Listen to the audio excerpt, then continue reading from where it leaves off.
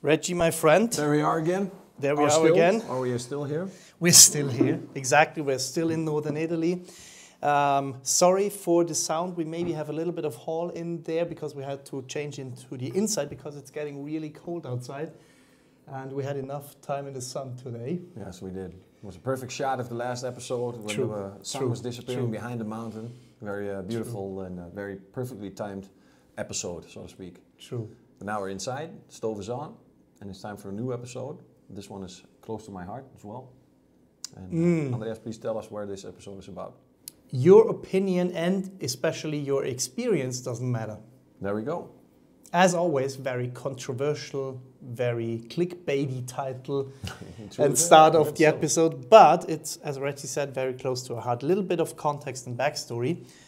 What you often hear and see with experienced detailers within Facebook groups, but also in trainings, these situations that we both have, is that seasoned detailers are very resistant to new ideas, new tools, new products, and as soon as you start trying to convince them with arguments, you often hear the argument of, I have been doing that for 25 years, period. And they hope that this is the end of the discussion because they try to argue you into a corner where you can say, yeah, well, that's it. And we don't accept that. And that's the reason why we wanted to do this episode, to tell you that your experience and opinion in that specific case doesn't really matter. No. And we try to elaborate this in this episode because we don't say that experience is bad in any way, shape or form, because experience is good in some instances, but not in this. Not when it is about a factual, objective, scientific discussion and argument. Then it just is a stupid argument. It is the attempt to try and win an argument based on a strawman argument. That's what it is. Yeah, because you have to assume that the person stating the amount of experience he has is based just a number and not knowing. I've been washing cars for 25 years. Okay, I know for sure you have slept 30% of those 25 years. I know for sure you have slept. So you did not wash cars for 25 years. 30% of that time you were sleeping. You were also going to the bathroom, you were also eating. So effectively, the most of the time car washing per day you could have done was 8. So were you physically washing the car, were you also rinsing them, or you're calling the entire process? Now I have named you a couple of variables where I already say that experience in this case does not matter. Or the amount of years that you are stating is not equal to the amount of years that you have actual experience doing what we are just talking about. Yeah, I've pre-washed over 100,000 cars because I've worked in a car wash, tunnel car wash. Pre-wash meaning I sprayed on a liquid, waited a couple of seconds and rinsed it off. Pre-wash. More than 100,000 cars. True. And I can tell you all of them were exactly the same. True. One chemical, True. One method, one jet wash. And that does not make me an expert because it was only one product. True. And as much as we already talked about in the durability episode about years not being a good measurement of durability, years is also not a good measurement of experience, because 25 years of experience could equal up to one person working 300 days of each and one of those 25 years on cars, or 25 years could also mean that I washed a car maybe once or twice a month. Yeah. 25 years long, which is two completely different sets of experience. So you have but both is 25 years. Max 100 times per year then, and then times 25, meaning you have only washed 2,500 cars. Exactly. It's not the same. So the statement alone of I have experience for 25 years does not tell me anything about you or the extent of your experience. That's already one issue with the sentence.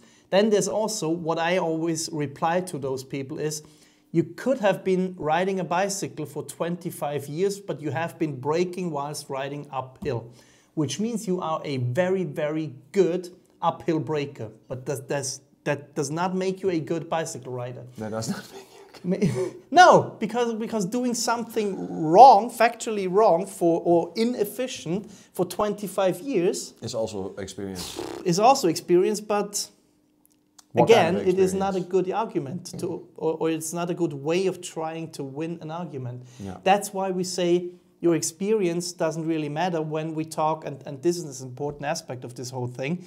We have to talk about the difference between opinions and facts. And you have a very, very good and nice way of saying this, because I'm going to look for it. I have to admit, I am the one getting into arguments a lot in Facebook groups with people because I try to spread knowledge, truth, and facts. And sometimes people don't want to accept it. And then I mostly write to Reggie and I say, Reggie, once again.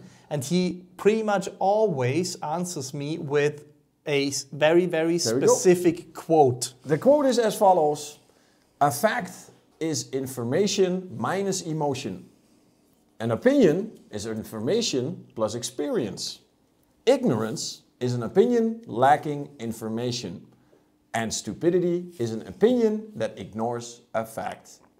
And that is a very good way of summarizing the difference between opinions and facts, because you can state as many facts as you want. If someone just doesn't want to accept it based on his or her own opinion, which is again based on his or her own experiences, it becomes a very tough conversation, and it's very hard to convince such only a two person. products they use the third product. This is the greatest product ever.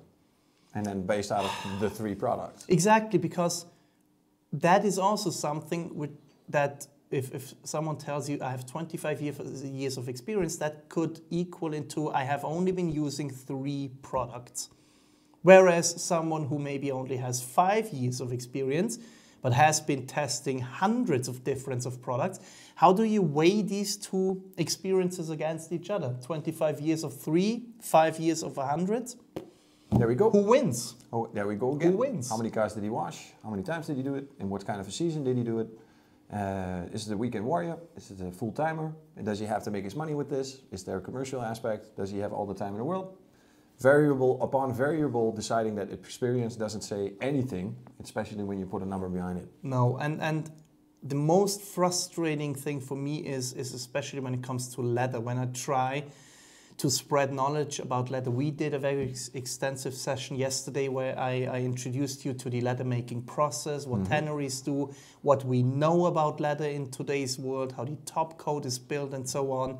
And with leather especially, when you try to convince people, or it's not even convincing, it's just to spread knowledge that using a brush, a magic eraser, a steam cleaner is factually not a good idea on leather. You in so many cases talk against a wall, because there always comes the argument, I have been doing it to hundreds of cars, or for 25 years, I have more experience than you, I am right, I never damaged leather.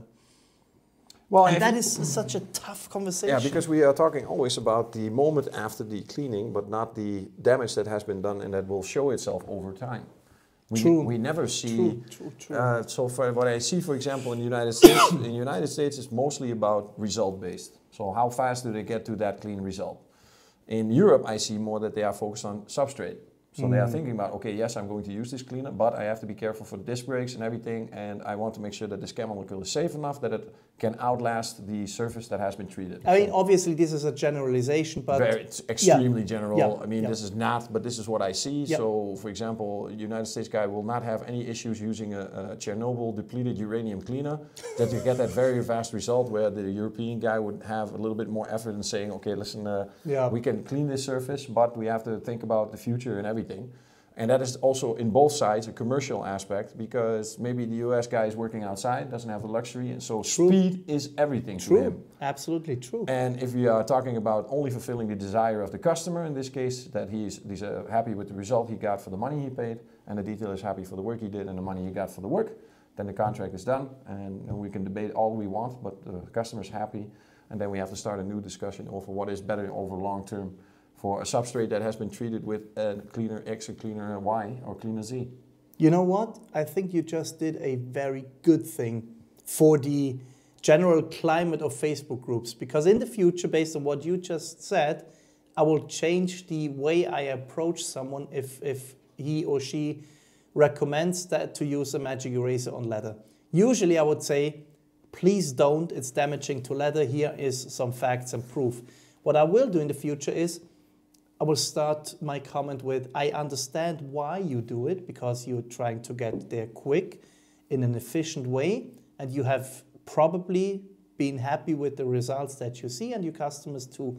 But here are some things to consider. Yes. I would probably start it like that, because it's absolutely true. If you don't see the damage that you have created, or if the damage does not matter to you or the customer, then what's the harm? There's nothing left to debate about.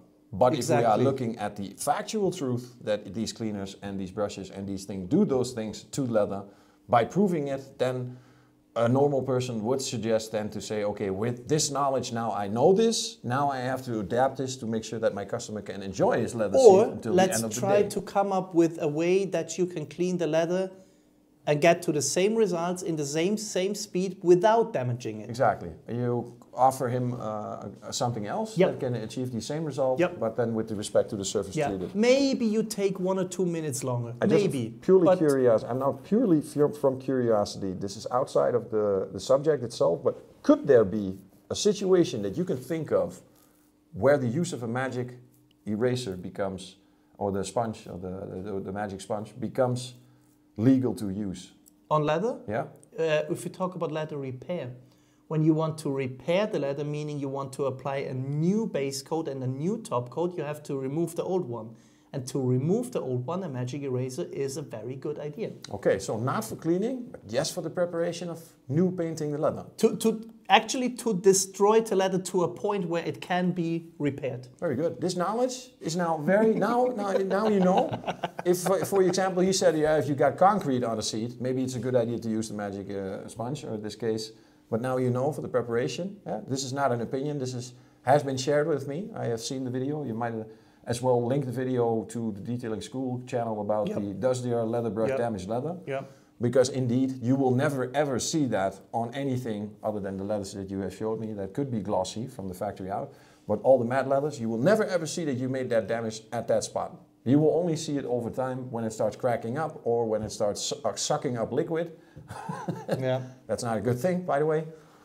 And that also, again, is not based on an opinion, because if something is stated or if something is thrown out there, I have heard a very good example that could be true if it was proven immediately after for me. Say a car is so dirty and you blast it immediately, dry, the dirt is dry, and you blast it with a high pressure washer, that the force of the water is capable of moving the sand so fast over the car that it's still with the film of water scraping along the side, creating collateral damage from the high pressure water. I have heard that statement. And in my mind, when I visualize this and I think about these old paints, I say that is absolutely possible. But in this world where nothing is proven until you have provided the proof, I will not assume that this person is telling the truth, even though it would be a viable theory. That theory is only a theory until it's put to the practice. That's a fair point. I would also say it's a viable theory until proven otherwise. But freaking show me.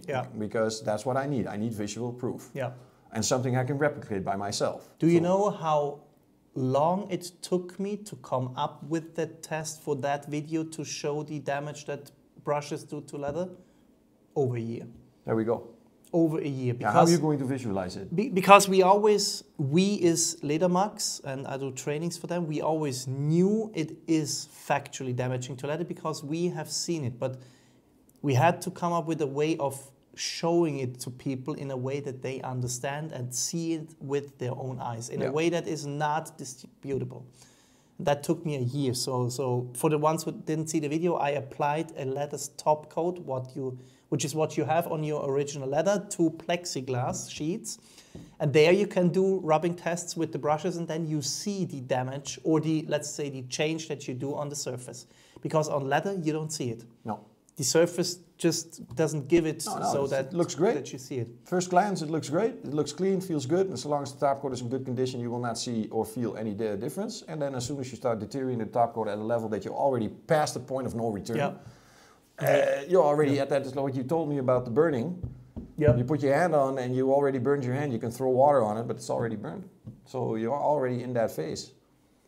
Assumption, basically, maybe the opinion is not the things that matters. The assumption of assuming the person is telling the truth or has a viable experience.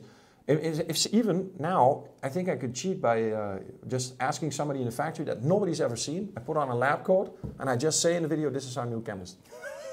True. Nobody's going to check. True. Nobody's going to verify. You will true. immediately assume that because I don't do these things that I would speak the truth because you know me and my history. But what if I get challenged or I get psychologically damaged that I turn into a lying piece of shit? Or frustrated. I turn into a lying piece of shit. And I was speaking the truth all those years or trying to speak the truth all those years and then immediately start lying my ass off. So back to topic. Why does your experience not matter? We don't say your experience isn't a good thing. And I think we can both think of examples where experience actually is a good thing.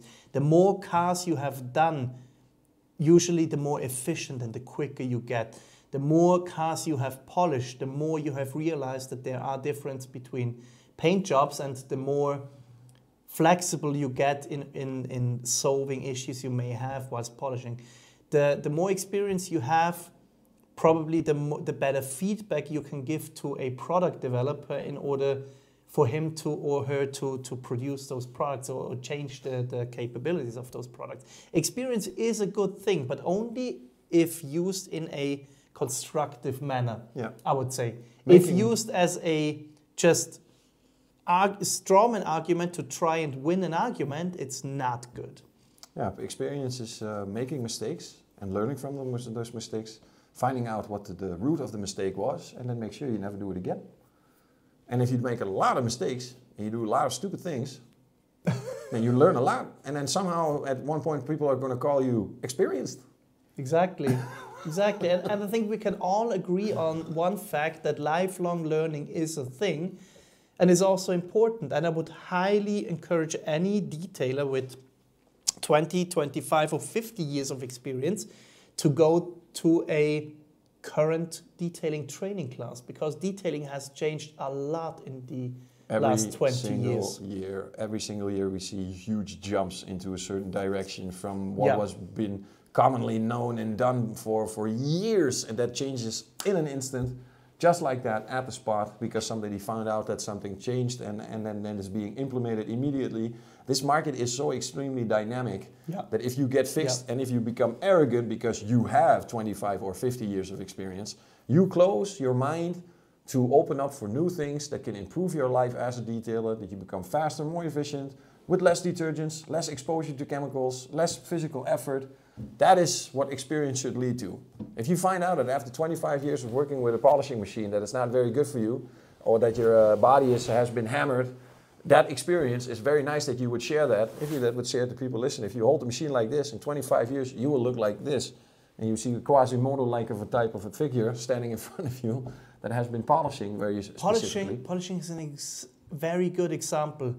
Let's say you have started polishing when those old polishing technologies still were there, with the old pads, with the old polishers. Yeah. You always had to follow this 3-step process: cutting, medium, finish. Up, down, left, right, 2 times. Exactly. And you have not yet experienced or heard from the modern diminishing abrasive technologies. Yeah. Imagine that. Imagine going to a training and realizing that what you have done for 25 years, always in 3 steps, can be done in 2 or even 1 step, and the amount of time you save in future jobs, because you can cut your polishing time in half pretty much, or even to a third. Exactly, that is absolutely a possibility. But if you indeed are fixed on your 3-step system and you get presented 3 different compounds or 3 different polishes or whatever, and you generate the same thing that you did with the old ones, you will indeed have success. You will have the same amount of success,